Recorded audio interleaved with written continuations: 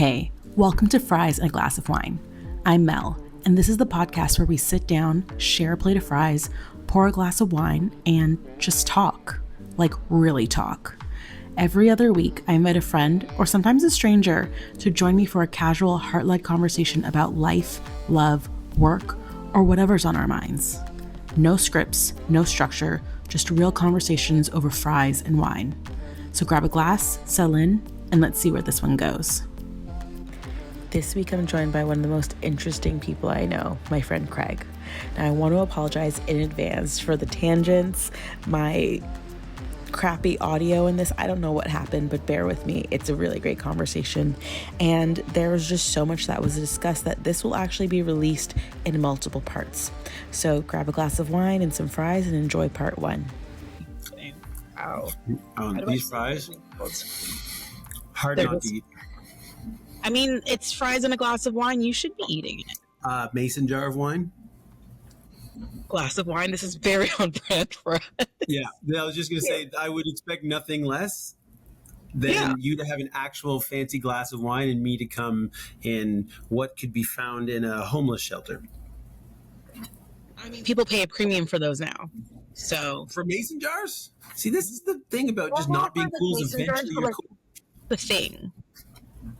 You know? It's true. Okay, if I'm going to tell you the truth, I did see it like 8 years ago at the Green Room in Toronto. Okay, it might not be called the Green Room. I was really feeling confident with that, but it's off of Bloor Street. I don't know. I was just feeling good. I was like, Green Room. Mel's going to know what I'm talking about. You didn't. And so it may be called the Red Room. Does that sound right? I don't know. It's a room. It's actually pretty dark, so you don't know what color it is, but it's named after it. Okay, and that's where you first saw mason jars wine glasses. Okay. Yes, and I thought, man, this is cool. This is like peak hipster era, you know, like when it was like the short shorts and the tight things were like really fresh. And I was like, yeah, mason jars. That's what I took out of all that stuff. I took the mason jars. Well, I was going to say I don't know if you're in your hipster era or in your like European bro era, because you don't really have a neckline on that. This shirt is very old, so it's not quite the trendiest, but I also love it. But the truth is, not to get into it, it's multicolored, and so you can't see the stains that are there. So it hides things well, which is why I'm wearing it. It just looks very Euro with the gold chain. So that's what I was going for. I was going for the Euro. Yeah. Okay. Well, before we dive more into this, for everyone's context, Craig and I are pretty much cousins, right? Your blood cousin is like my little brother, and so we've grown up together, and that's why we have such a great dynamic, because we're pretty much related, and we can say whatever we want to each other because we have to forgive each other. Oh yeah, but we willingly we do, but we also never offend each other. I was gonna say that I don't know if you've made me angry or awkward or anything. Like, I've probably made you awkward, but you've definitely not made me awkward. I don't think there's a lot that makes you awkward. No, actually, there's. Accountability. Yeah, sorry. Accountability makes you very awkward. Okay, accountability. Oh yeah, I mean that'll drive me. But what makes me awkward? Silence. You put me in a room and say no one can talk, I'll jump out of my skin. It will be the hardest 30 seconds of my life. It's painful. Okay, I want to take that back. Accountability does not make you awkward anymore. Back in the day. No, accountability still makes me awkward. It just will not. It just like I want to like make sure I own it. So like if I'm accountable for something, then like, you know, it's gonna drive me to do that thing.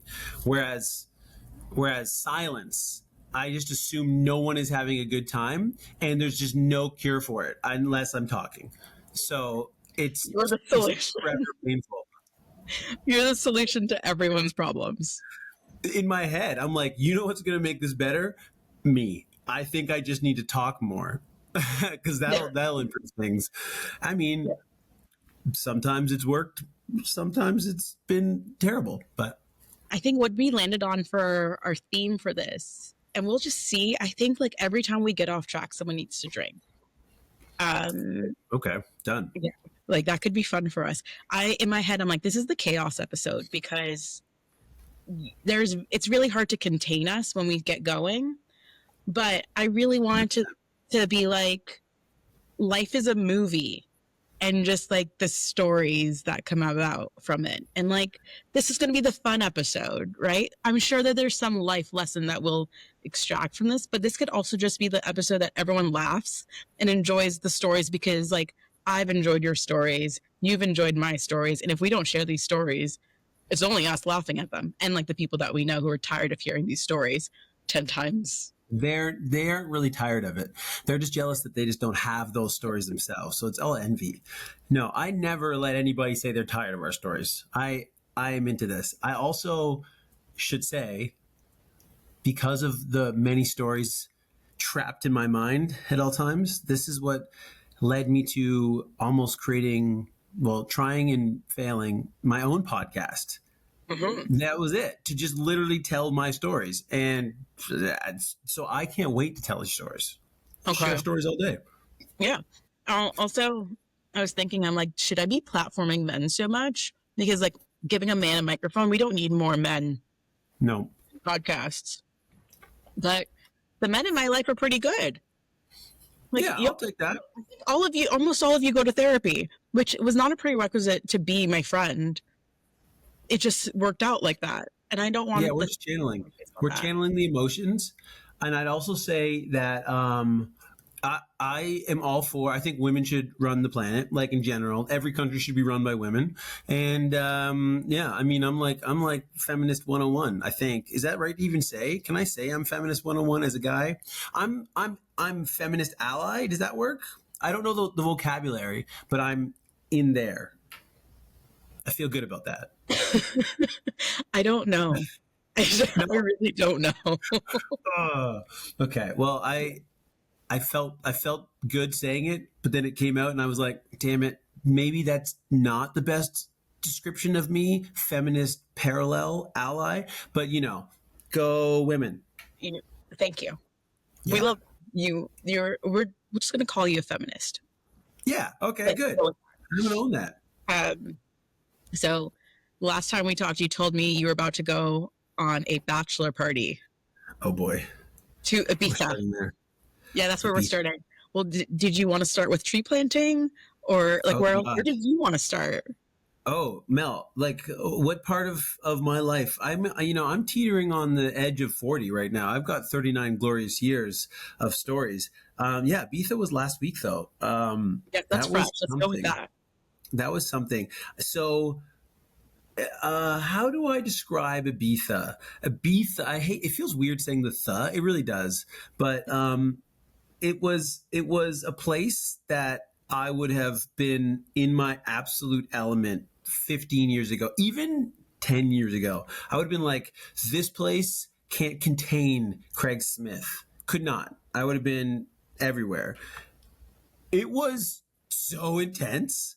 We were getting back every day at 6 a.m. and going to bed at like 9 a.m. for 4 days straight. Do you know how long it's been since I've done that? About 10 years. No, it's not. That's a bull-faced lie because you did that just one day of it. Oh, I mean, St. Patrick's Day when we snuck me into your office, St. Patrick's Day party, and admitted that I was a client, and then we crashed another party where our uncle was there. So much fun. And then we ended up at another place. And I'm like, I'm going home. And then I get messages from your wife in the morning being like, what did you guys do? We had fun. And I think I still run into that colleague that is You don't remember her name. No clue what her name is still. So going on like 3 years strong now without, getting a name for her. She was friendly, right? She hung out. She was a part of our crew. That was good. You're right. That was till like 5 a.m. That was a drunk night. Yeah, I think her phone number is in our phones somewhere. We just don't know Oh God. what to register it as because we never like had a group chat. No, and I have so many people in my phone with adjectives beside their names, which doesn't help me because the adjectives are usually brutal. I feel like it's like Michael Scott, The Office. It's like blonde face. It's like doesn't make any sense. It's just a word beside someone's name, and like the next day that blonde face doesn't help me. And I don't know why I went with blonde face. Don't think that's a description, but blonde is what I meant. Face just kind of slipped in there. The fact that I didn't even flinch because I'm like, this tracks. Blonde face because Yeah. it feels right. It does feel right. So, yeah. Okay. So Ibiza. Sorry. Yeah. Should I drink for that? Sorry. No, I took us off track, so I drank for that. Oh, okay. Well, it's a good one. Ibiza landed, and pretty much just, I think at that moment, we threw on the party clothes. I brought what I thought was a pretty sexy shirt for Thursday. It was a see-through black shirt showing the chain. People were calling me, I think they were calling me something about Jamaican. I can't remember, but like I looked like I was from JA, which made me very happy. And You're like Jamaican Jeff Goldblum. Ooh, I'll take that. Both your energies, Jeff Goldblum. Oh, I love Jeff Goldblum. Jeff Goldblum's epic. You need to get those thick black rimmed glasses. Your energies, Jeff Goldblum. Okay, so I used to have big glasses, and I look back at those pictures, and I've never been. There's like phases in my life where I was like, man, I crushed those phases, and then I look back at those phases, and I'm like, that was pure confidence. I looked like an idiot. Big glasses was one of them. I just want to let you know. So I may not want to try that. But the right ones. Yeah, exactly. It's true. So first night, we're partying. We went to a club that had many rooms. That's all I really remember. There was a name of a DJ, probably a big name. I don't know his name because, I'm not cool anymore. And I just danced. Actually, I think I danced for like 9 hours straight because we got there awkwardly early, because, go Canada. And I just danced, and everyone was like, who is this guy? This guy's got so much energy. And I was like, this is what I do. I just dance. And so I was dancing with the DJs in the small room, not the main room, not that cool. I was dancing with actually, it was weird. I kept picking up dudes because, of course, I'm the married guy, so I have no interest in actually like meeting girls. But then like very high men would be like, this guy's got great energy. And I'd be like, thanks, man. What's your name? And then we would do this like, yeah, we should totally all meet up the next day. And then they would give me their number, and I'd be like, was I getting hit on just now? I thought I was just being friendly. This is what happens in my life. This happened twice, by the way. Were they straight or gay, or you don't know? So I'm pretty positive they were both straight, fairly certain. So you were having a bromance. Oh yeah, it was strong too. I could feel it. They kept coming back to me and being like, I was actually their safe spot, which also was like, I'll take it. I'll happily be someone's safe spot. And so that was cool. And then it actually, in the message that I got from one guy, it said, I'm not gay. And so I remember I was like, I think it's because we kept being like, hey man, by the way, I'm not gay. I just want to let you know. And so, we were both on the same page. This is just brewing out. They were also older. They were like probably older than me. So good for them for being up that late. And so, we were on that old guy energy. Of like 39 right? And like maybe like say like 43? 44? I feel like 43 was right, but in my brain I was saying 44. So 43, 44. Okay. So that happened 2 nights. Did you meet up with them? No, he ghosted me, actually. I messaged him out of kindness, and I was like, hey, man, these are what we're doing the next 2 nights. And then I never got a response. So no offense taken whatsoever, because, in the heat of the moment, that's a little aggressive for the bromance. But, in the energy that we'd had, I get it. You wake up the next day and you're like, I think I'm just going to go my separate ways. That was a cool conversation. But, that was it. It's kind of awkward. Now that I say that out loud, I'm like, yeah, I can see that's kind of awkward. He did have a friend that was one of the what is it? So he was trying to like not be too blunt about it. And this girl was her, I forget her name. She had a very Russian name or like Eastern European name. And Svetlana, that was it. And she is a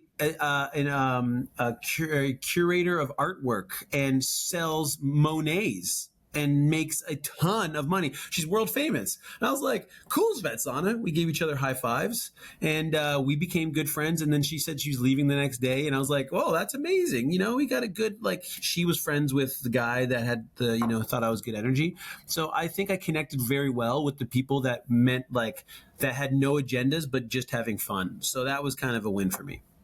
I love that for you. And I'm going to need you to start parlaying that into like more exciting experiences for all of us, for the collective. Oh, yeah. Ooh, I like that. Because we don't have our dinner parties anymore.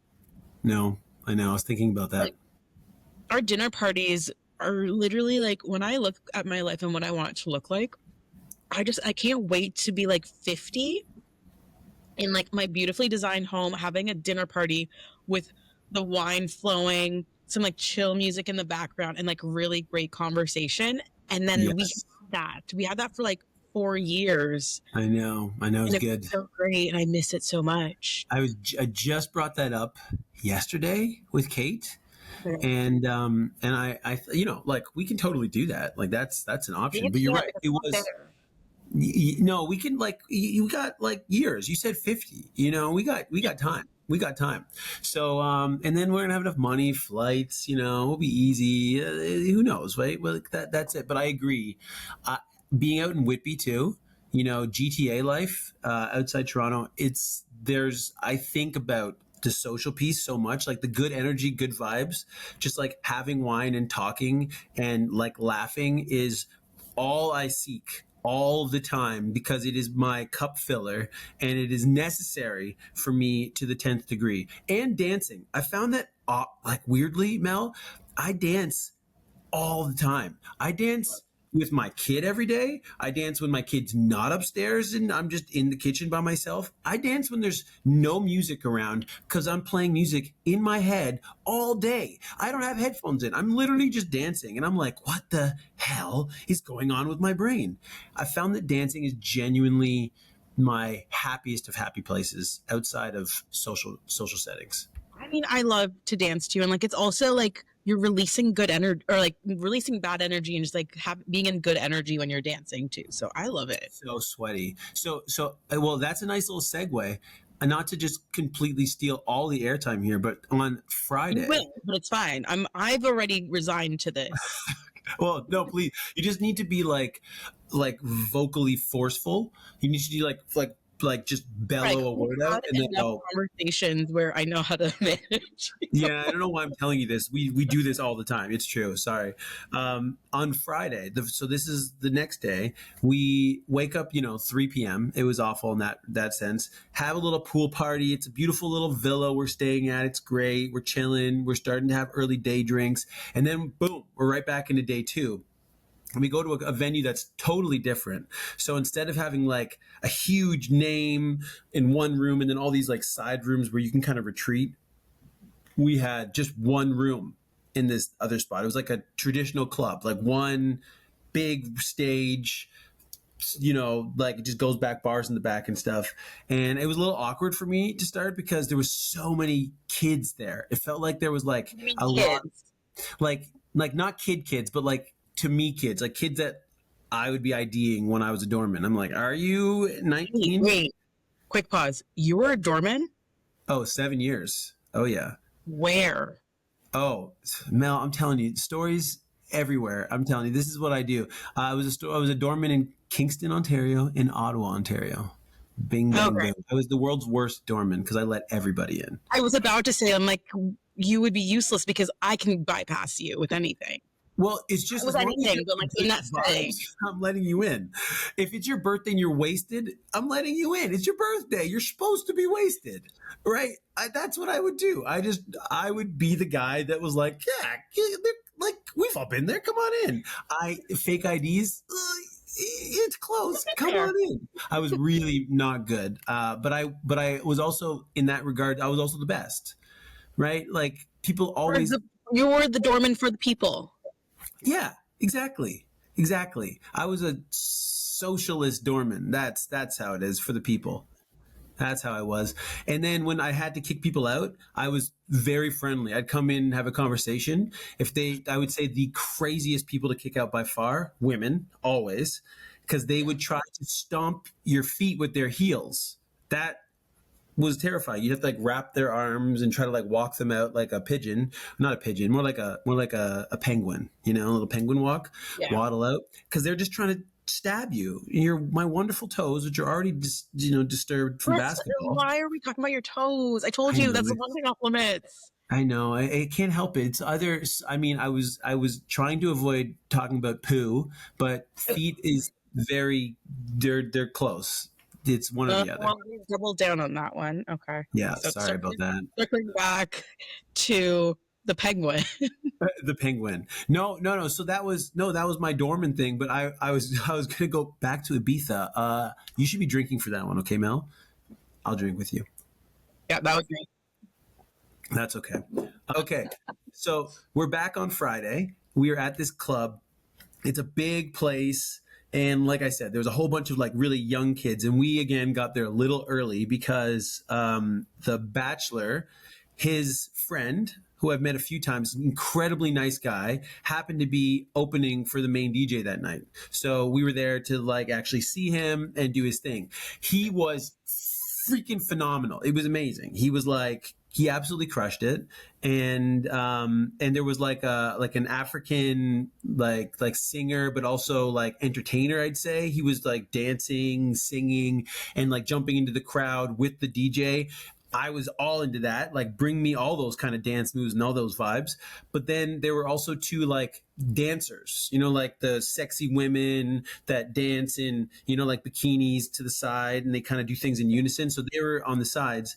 And as soon as they went like down, like take a little break, I was like, platform, Craig's got to get up on that platform. And Jono, who I was there for his bachelor, was like, they all call me Smitty. He's like, Smitty, no, don't do it. Because in his mind, his job from the perspective of like what he's there to do is don't let Craig hurt himself or get kicked out. Like, I need to take care of Craig. I'm his biggest liability by far there, right? Like that's it. So as soon as like I described myself as like a dog and I'm always on a leash, and like as soon as you let me off the leash, I just like run.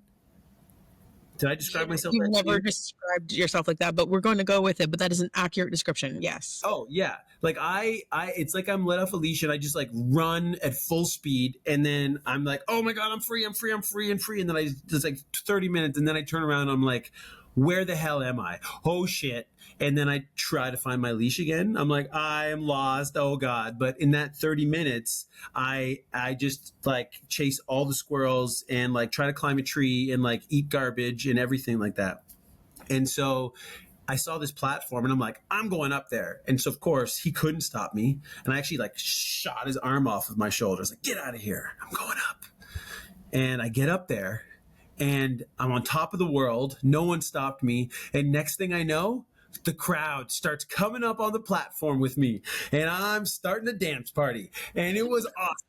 And of course, everyone's like, this guy's amazing. And so that's only beefing my ego up. And I'm like, yeah. And so we have videos of this, which is fantastic. And so there's video evidence.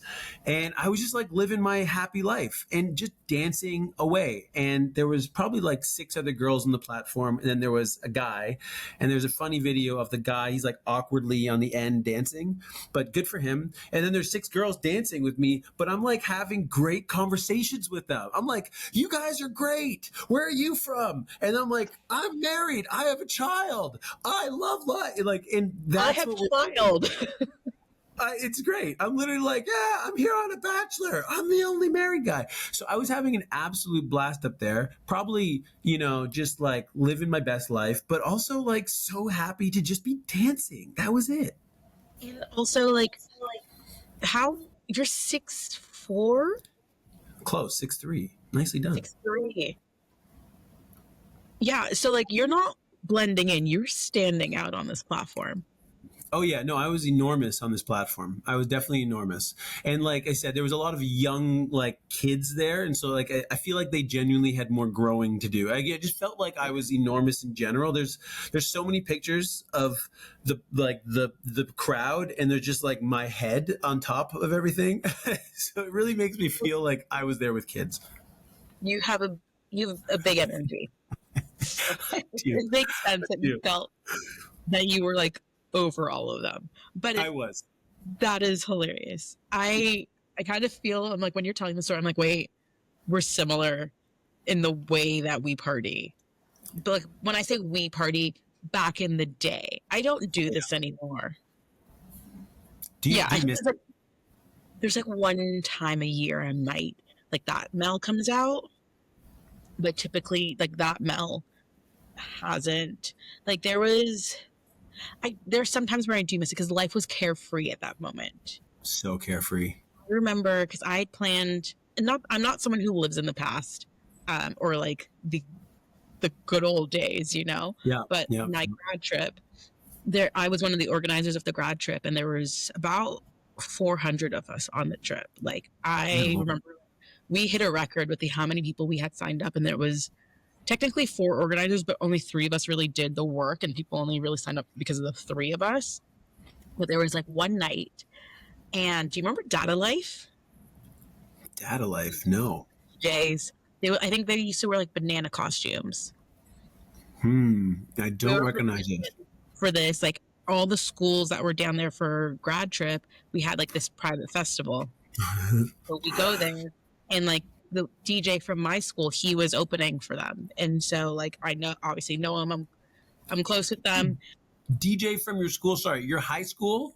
No, my university. Oh, when you said grad, I instantly assumed this is high school. I was like, whoa, you had 400 kids graduating and you had a DJ? Okay, sorry. Now this makes sense. College. Okay. Yeah. College university. And I remember I'm usually, for someone who's 5'2", I have a lot of tall male friends.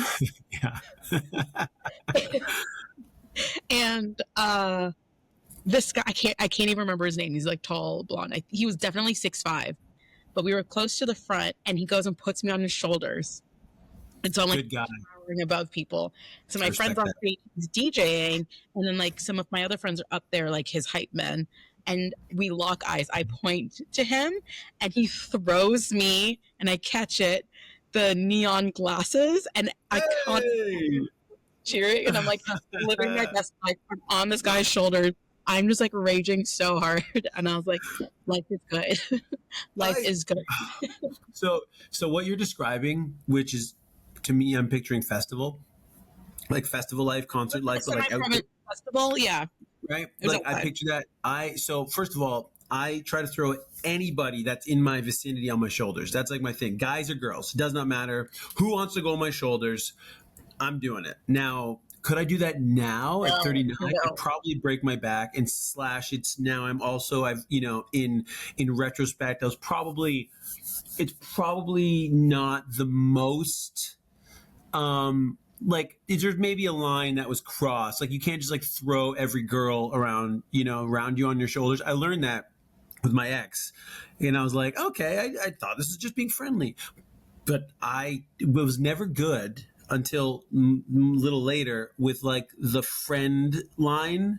I was like, everything's just being friendly. I'm always doing things out of out of friendship. And then I was like, wait a second, I can now see how this looks like I was probably being like flirty / hitting on somebody, but in my head I wasn't. Okay. I didn't know if I want to go down this road, but I already sent your wife an apology text for what happened in this conversation. She's okay with it. I was like, do we talk about your super flirt era and how you've transitioned? You were if we go into Bridgerton world, you were a rake. Ooh, I've never watched Bridgerton outside of like sitting adjacent to, why did I say adjacent? Sitting beside Kate. And you were a rake. A rake is a fuckboy. Okay. I don't think. Hey, so first, let me just. This is where I need to like clarify some You just details said you here. were flirting with everyone, and while you were in a relationship, you didn't really realize that you shouldn't be doing this stuff. Well, but okay. So my thing is that like I love connecting. I love connecting. I think I'm great at it, and You're very when I charming. talk, We landed on that. yeah, You're and very so I think charming. there's definitely some charm, and I like make eye contact and I ask a lot of questions despite how much I love to talk. I do love to ask questions, and I will be engaged with whoever I'm sitting with. I'll just like the problem usually is if I go to a party, I'll sit beside like four people and I'll talk to four people for 4 hours. Right. And like, that's it. I have to make a conscious effort to like move myself away because I just have great chats. This was actually when single Craig struggled too, because I only went on great dates. My awkward self hated silence. I was like, we would chat the whole time. Even if I didn't like the person, I'm like, they're going to have a great time because I'm going to make sure this happens. And so I can see how it can come off a little flirty because I also want to have, I'm not like, so how are you? That's cool. I'm like, how are you?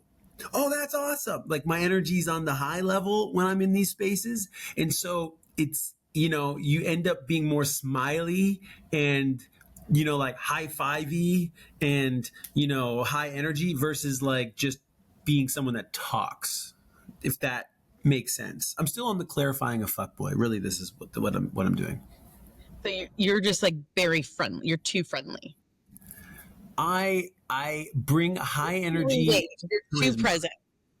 No, I don't. That sounds like I'm just being like cocky or something like that. I just think I feel like I'm trying to be very, very kind and friendly. That's what it is. And where I was actually going to originally start and didn't go there at all is I think well before the fuckboy era, I mean, I'm pretty much always been in relationships. Then there's like these points in time where I wasn't. And like, it was never really, I mean, okay, the early years, yes, I think there was fuckboy early years. That was like, absolutely, like that's the case. But like, once I got past my mid 20s, it was all, I was just, where am I going with this? I'm trying to. You're trying to redeem yourself, but do we want to talk about when you started dating your wife and what that scenario that you were in? That's where we want to start. Oh God. Okay, so I will say, if we wanted to start there, one big thing I've learned in my life is that not just me, but in my family, there's cowardice, right? And so we've learned to run from things instead of face the challenges. And that's something that has burned me in many places in the people pleasing space, right? Where I'm like, I want everyone to like me and, think I'm a good time and think about me when they want to like go do something. But that also comes with like not being able to say something to somebody that might hurt their feelings or like not like me, right? And so that situation was my worst nightmare. So I didn't know you wanted to just jump into that, but if you'd like to, you said nothing's let me on, have a glass. like everything's on like off limits. Because you chug your wine. Let me just take some wine. No, I will slightly change the subject to take the pressure off of you before we go into that story. No, I mean, happy to go into it, but yes, go ahead. I do think that I understand that issue that you have because I do the same thing too. I think I do the same thing. I'm the milder version of you in that regard. Like we're very present in our conversation. So like when I'm saying all this stuff about you, it's like me as well. And I've also gotten in trouble with that by like I'm not doing anything. I'm literally just having a conversation. And then it becomes an issue further down the road where someone thought that I was leading them on. And I was like, I was just being nice. But like someone recently was like, yeah, I didn't know if you were giving me a vibe or not. And I was just like, I probably wasn't. Uh, Mhm. and It's I don't, unless you, I've gotten to the point of it where like, unless you are like clear with me, like, hey, like, I'm interested in you. I want to take you out. You don't yeah. get any things from me because like, it's gotten me in trouble so many times. This No, is but I'm not even giving the vibe. I'm just like not being as friendly as I used to be, but like, I'm still more friendly than the average person. totally. No, I get it. People can't read When I me. was like trying to do that whole defense, like not defense, like definition of, what I was, and I was like, oh God, can't defend really, because as I was thinking about it, the truth is that when you flip it around on its head and you like look at it from the perspective of somebody else, I can 1000% understand how people could see me as like a flirt or a fuckboy or whatever, right? Whatever term it was and whatever, decade I was in. And like, so I get it. So I'm not going to like necessarily defend that. And then the other thing too was single Craig, I was totally fucking. I was like, oh, I was like, oh, For we're getting a nothing. good connection. Okay. Like it just would transition into whatever. Right. And so like, it wasn't like I didn't know what I was doing, but I also never like it would be the same. Maybe this is wrong to say, but it'd be like almost the same treatment if you were a good friend of mine, if you were someone's girlfriend, or you were someone that was single. Like I went in there with like friend. Hey, I want you to be like comfortable with me, and I want you to like have fun. Like that was pretty much like the end game The fuck. always. And so like if I was with, people that were totally off limits, we would just have a great time. They'd be like, man, Craig's a ton of fun. And if it was people that were like, looking for something else, they'd be like, Craig's a lot of fun. Ooh, maybe, and then it could go somewhere else. And so that's, I guess that's where I was trying to go with that, because I think I knew when I was making these connections, I could tell. Like I was like, okay, You're like, I can probably go down this road a little bit. So it's unfortunate too, because I get it as well for women like yourself that are, like, and you can be friendly and like, and you can be charming, and you can also be like comfortable around people you just met. On the flip side, I can totally see how guys could think you're hitting on them, because not a lot of girls and women are just like friendly all the time. Like, they have to have a guard up, or there has to be reason that you have to, you don't want to, have to do these things, which is stupid, because women should be able to do whatever the fuck they want and act however the fuck they want, and not be like, oh, it was their fault that I did this thing as a guy or whatever. But I do understand with society and all that bullshit, with like how it's how guys were like, oh, were you hitting on me, right? And yeah, that's the shitty reality. I'm Deep like, talk. how is someone going to follow along with this? So this is we're so all over the place, but we always bring it back. But I'll tell a story before we go into like your story. I'm like teasing it. Um, there was a few years ago. It was like around Christmas, the holiday season, because I was going to my friend's house for a holiday party, and I like brought a friend with me. And we go to the house, and like we're there at the tail end of it because we had another party that we were at before. There's this guy that I met there, and like I'm going around introducing myself to people, and like I'm pretty good at names, but if it's in a large group of people and I'm meeting all at once, like I'm gonna forget it. That's If I meet you one impossible. on one, Yeah. very easy. So like I will do the thing where I repeat your name afterwards, and so I'm going around the circle, and then he did his name, and I get to this guy, and I'm like, hi, and he says the name that I had just said, like say it was like Aaron. And Mm. so he thinks that my name is Aaron, but he says Aaron to shake my hand. I'm like, Aaron? And he's like, Aaron. So it's like, who is Aaron? I'm like, my name's Mel. And he's like, oh, my name's not Aaron. Oh, that's just an awkward name. I'm just going to go with the name like Gavin. His name's Gavin. Right? And I was like, Hmm. well, this was awkward. I'm going to go. So like, I go, and like, I'm in like the living room. There's like probably like 8 of us left at this point. Like 2 of them are like the hosts. So I'm like chatting with Gavin, like I'm chatting with everyone, but like Gavin like takes an interest in me and whatnot. Mhm. And like I'm just being me. It's clear that he's interested. I'm just like, I'm just being me. I don't know how I feel right now. Like it was fun. At one point he like we were like talking about like my knee, and it was funny because like earlier in the night I Sexy was knee like talk. I I was in like this long black dress with a slit with like my cowboy boots on, and I had to take my boots off at this house. But before, when I was getting ready to go out, I said to my friend, I'm like, oh, I don't really want to shave my legs, and so I had like knee high socks on, and and she's like, no one should be getting close enough to you to see the hair on your legs, like Yeah, close to yeah, your yeah. knees, fine. Tell me why we talk about like the injury that I have to my knee, and this man pulls my Oh chair over by like the no! bar and pulls me to him and grabs my knee, and I'm like, what is happening? Oh god, this is Like, making me cringe. no, no, you, no, and whatnot. Anywho, like it's like clear, like there's chemistry there, but I'm like, you have not said anything to me, like you have not made like any like intention to get my number or anything, like all Can't of be that. grabbing at my knees. You can't be pulling down my socks. Yeah. And so I'm just like, okay, cool, whatever. I'm fine with it.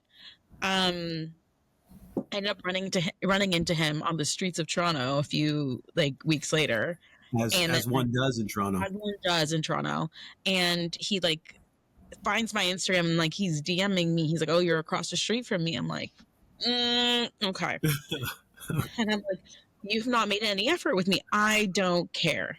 Why is it this is like right before Christmas? Why is it that I found out the first week of January he has a girlfriend? No, I I thought. don't trust anyone. I'm like, unless you blatantly say to me, "Hey, I want to go out," no one is get. If you get a vibe from me without Mhm. telling me, that's just me being friendly.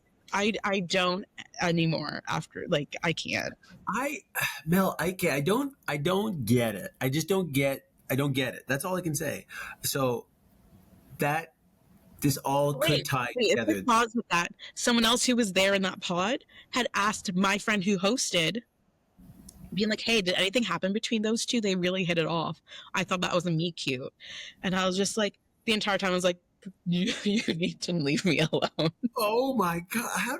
Are you? You've had like tremendously bad luck with like dudes that are shady, like shady dudes, like people in relationships. I don't know why, like it doesn't. But I feel like okay. So in between my ex and my wife, right? There was the gap of time where it was like I came out of jail and like the world just changed. There was apps and everything, and I was like, "Whoa, what are the hell? Like, what am I doing with this?"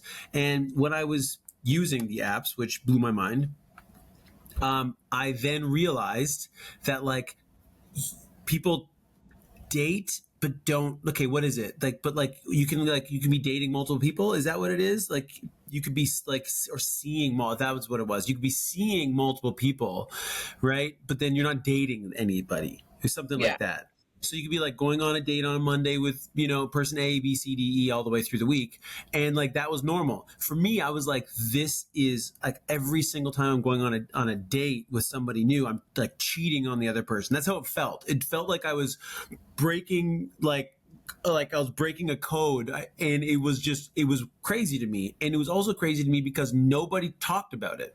No one was like, "Oh, I was on a date with Fred last night. I'm on a date with you today. I'm going with Bob tomorrow." Everyone was in the date like that was an exclusive thing. And if it went well, you just kept talking. But it was not clear to me that they were also talking to other people. And it just was a very bizarre thing. And I don't know if that's like fed its way into like where people are now. It's like you can't be like happy if you're like you think you can go out and see other people when you're in relationships, or I don't know, but it's like maybe it's all fucked up. It just for me when I was in that space, it felt fucked up. I was like, how can this be a healthy place when everybody is just trying to like get as many people into their DMs as possible? Yes, but also, did you never watch Sex and the City? I mean, again, I watched it with friends. Painful sometimes. Okay. I said it was painful. I was entertained. I was. Yeah, but like she's going out on dates all the time. That's true. Okay, yeah, that's true. But when they were exclusive, they were exclusive. Yeah, but they weren't exclusive. So she's just going out on dates all the time. So like you were So just I going out thought on you did. dates I didn't think you had to ask people anymore to ask people out on dates or to be exclusive. to be exclusive. I thought you kind of you hit it off. You were having a good time. You were like, okay, this is exclusive. I didn't think there had to be like, You have to define the relationship. okay, well, segue perfect into what you had asked me before about how I met Kate. There was no definition. I want to just preface this, but there was no defining of anything. So I'm feeling good already, feeling better. The wine's hitting too. I'm feeling doubly good. Okay. If we can recall the cowardice piece we had talked about before, that situation was difficult for me because it like was triggering all of my anxiety piece points, right? I was like, oh God, this is tough. So I was seeing is the thing, not dating, seeing this girl. And I could say seeing, because there was other blips of people being seen as well. I don't know the lingo is, okay? I'm just trying here to be proper.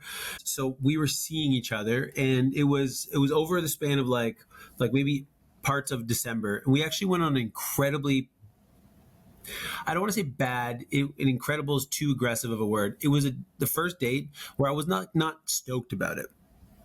She was not like engaging with the conversations. I was really having to like throw a lot of questions and like really get her talking. And then there was also no like suggestion of her paying for anything. And I always get kind of upset about that, right? I'm fine to pay, but I don't like when it's assumed I'm going to pay for everything, right? And so like when the bill came, and everything, and like she wanted more drinks and all that stuff, it's fine, do it. That's cool. I'll be like, what I'm really looking for is someone to say, oh, no, 2 bills. And then I'll be like, oh, no, it's okay. 1 bill, something like that. But when you just assume it's one, and there was like, they came over, there was a slight silence for the opportunity. And I just said 1 bill. There was no thank you. And I was like, I remember I left that date and I was like, that bitch. I actually was like, I can't believe she didn't say thank you. She was hard. I was like, okay, I carried that through to the finish line that date. And of course, I went on another date. And so Why would you go on another date? That's my I'm not question. good at saying bye. I'm not good at I can't ghost people. If you message me, I'm going to reply, right? And like single me. You take 3 weeks to reply to me sometimes. Well, okay, single Craig is a lot different than married with kids Craig. All right, it's very different. Like I don't look at my phone. It's really tough now. But so then I would just I had to reply, and I had to reply in a way that was like always to please. I would be like, yeah, oh, it was a fun time. Like I would always try to act like things were better than how I maybe assumed they were, felt like they were. And so we kept on going on these dates, and it got much better. Like she was more like kind of like opened up a little bit, and we started sleeping with each other. And then it went like over New Year's. She came out for like a New Year's event with some friends. And so like there was some meeting of different groups, and I like went to the bar that she goes to, and I met like her friends. And I remember thinking, oh God. And there was actually some friends of hers that were from my high school. And I was like, oh God, this is a lot of, right. You're in a full relationship at this point. So, but this is what I mean. It's like I didn't know, because this is where I'm saying it got so like uncomfortable in that point.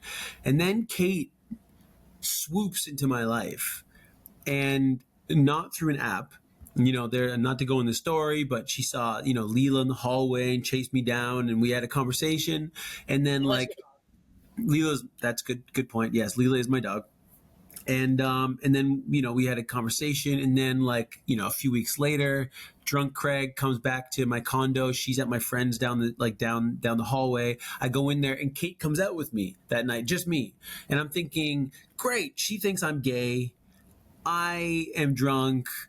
Right. And, this is the story of my life. People usually think I'm gay. And then I start kissing her in the bar, and she's like, whoa, what the hell? This gay guy's kissing me. And little did she know that man It's likes straight. pussy. Yeah. Yeah, I said it. And so that and so that led to a hell of a night of passion. And of course, Kate was actually fantastic and blunt like she is, and she was like, "This is nothing but that. This is just like fun." And I was like, "I don't want to have a relationship," and I was trying to like oversell that I didn't want a relationship, only to like very much be like, "I love this girl." And soon after that, there was like I was now in a situation where so like almost immediately it was like I gotta drop this other girl. It's just gonna be Kate.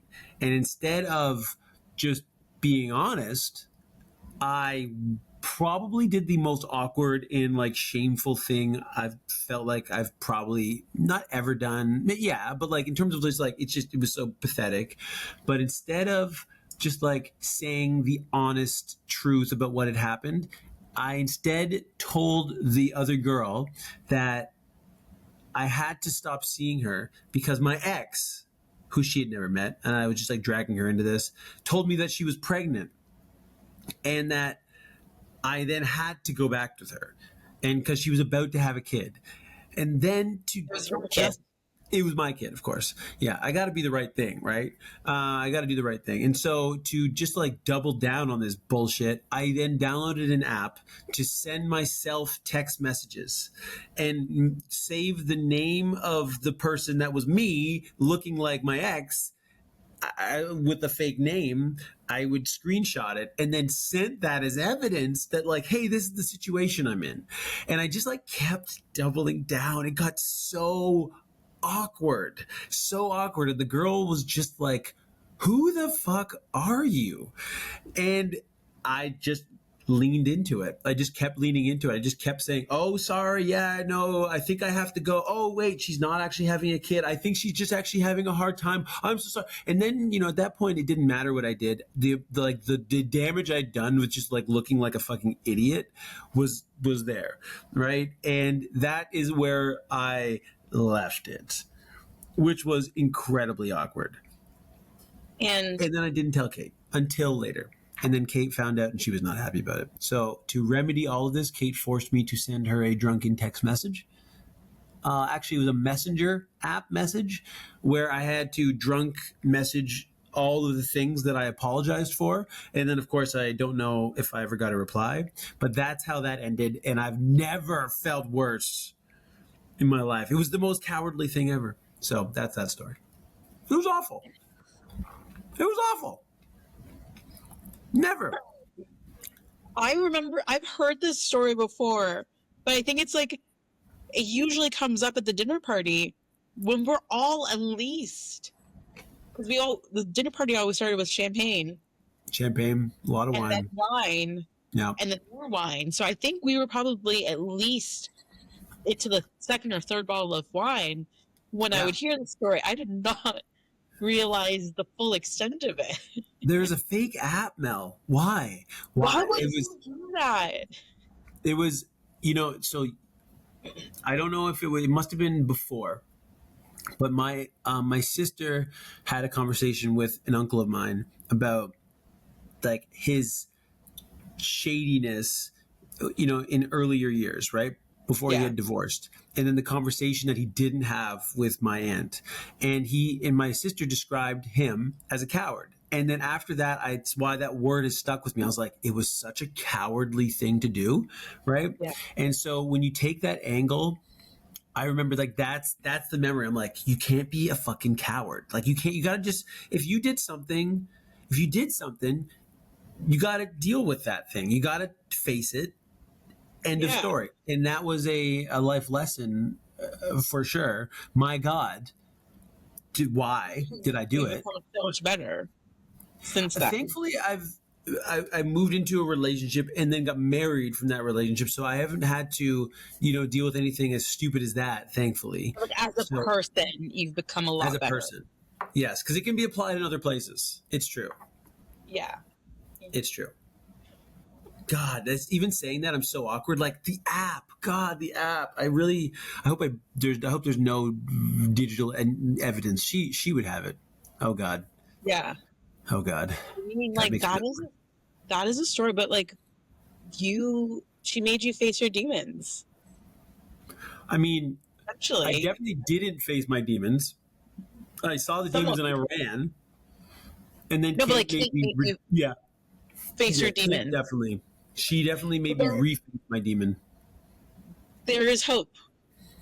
A little bit of hope. I see a small glint of light at the end of the tunnel. No, I would say that like, I mean, definitely over the last 8 years, this is the most in terms of like positive, making the right choice, kind of, those things. I think that comes with maturity, but also maturity is a little bit of like experience, wisdom. I think I've learned from a lot of stupid mistakes, and so it's a nice place to be. It's a nice place to be Yeah. able to look back and go, "Fuck, that was dumb." Thank God I will never do that again. I like that you're learning from it. Oh yes, I have to. Because there's some people who don't at all. Mel, I Yeah. have to share this with you. So sorry about the talking while chewing. I'm going to stop. Okay. I in Ibiza. We were there, and like I said, with 8 guys that were single, and the conversation that would come up so regularly that they would ask me with genuine, like, I know what you're gonna say, but I can't believe it. They'd be like, "Can you actually be with one woman for the rest of your life?" And I'm like, "Yes." Yes, I have a ring on my finger, and I've been blaring that to everybody we meet. I'm married, I have a child, and we're here for a bachelor trip. Yeah. The guy we're celebrating is getting married to one woman for the rest of his life. Yes, there's like that is a reality, and they could like the other 8 guys could not believe that. They were like, I can't imagine 8, 8 like these 8 guys are like, I can't imagine being with one woman for the rest of my life, right? And I this is because I've probably done so much therapy. I was like, God, these guys need fucking therapy. That's all I could think. I was like, fuck, they need therapy. They've got so much trauma. They have the attachment issues of these kids. Oh my God, they're like their kid versions. I was like, and I actually think a few times I was thinking these kids in my head. They were probably 2 years, 3 years younger than me, but their actions, I was like, oh God.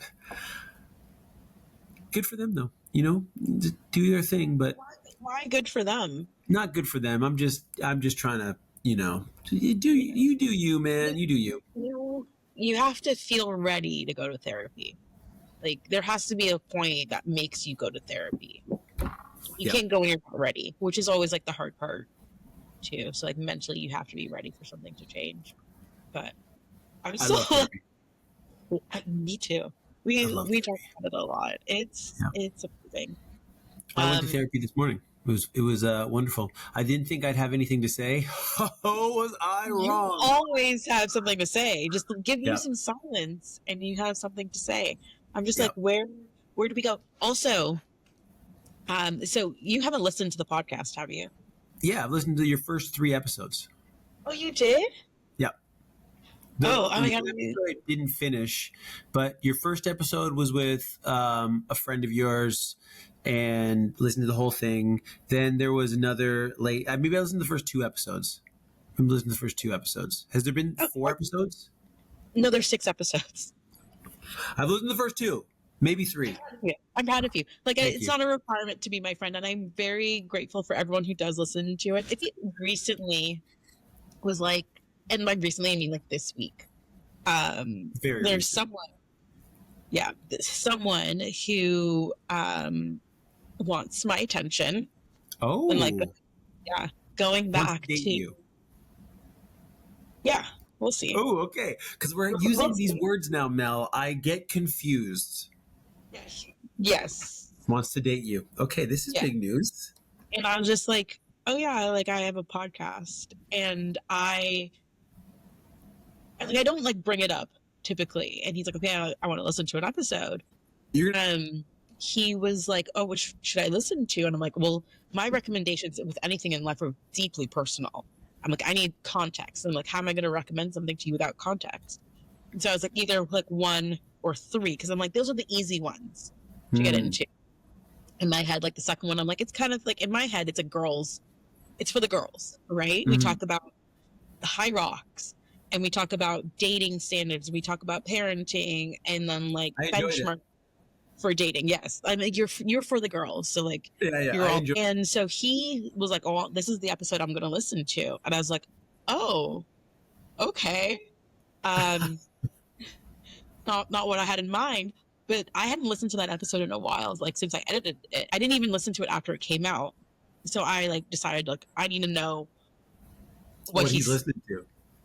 And so like I can just like feel comfortable with it. So I listened to it. I'm like, this is probably the best episode for him to listen to, because he's very clear about like my boundaries, my standards, and like my examples of standards. Yeah. Right. And I would add you to that list despite your fuckboy background. Of like, thank you. I appreciate that. Highest accolades right there. You are a great dad to Emmy. You are a great partner to Kate, though there are moments that I'm like, I pray for you, Kate, when you forgot your phone. Forgetting things is like what I do. I just forget things. It is part of you, but like you are a great partner to Kate. You love her so much. And so I like talk about all of that, and I was just like, oh, that's a very interesting one that you chose in relation to me. And he's like, well, that's an interesting way to put it. And I'm just like, you'll understand once you listen to it. And I'm like, very vulnerable episode for me for you to listen to. And I was just like reflecting on all of that. And I kind of love that though. Yeah, I was like voice noting girlfriends being like, this is what's happening right now. And they're like, I love that. Like you can weed out if it's not for you right away. Right? It's the eHarmony profile, but like without having to pay for eHarmony. You're getting a lot of information right off the bat. Which is to me essentially almost. But it's like it's so vulnerable. And so like I was going somewhere else with this, but like part of that is like, I want to thank you for sharing all of this, because it is pretty personal. Yeah. In the moment you don't feel it, but like when you listen back to it and you have someone listening to you, you're like, oh, it's really vulnerable. Thanks so much for sharing some fries and a glass of wine with me today. If you enjoy this conversation, make sure to follow the show on Apple Podcasts or Spotify and subscribe on YouTube so you'll know exactly when the next episode drops. Until then, take care, stay curious, and keep the good conversations flowing. Cheers.